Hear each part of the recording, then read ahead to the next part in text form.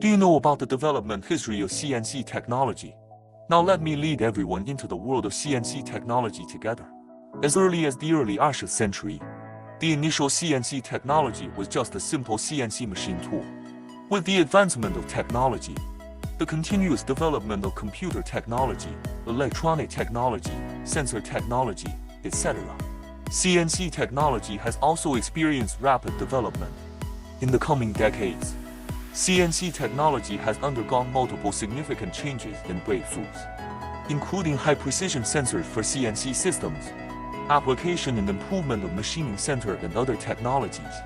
Nowadays, CNC technology has been widely applied in various fields, such as mechanical manufacturing, automotive manufacturing, electronic equipment, etc. In modern society, the development of CNC technology has profoundly changed people's production and lifestyle, 成为了现代制造业的重要组成部分 becoming an important component of modern manufacturing industry. As a CNC source manufacturer, we have been committed to the research and application of CNC technology, provide customers with efficient and high-quality processing solutions.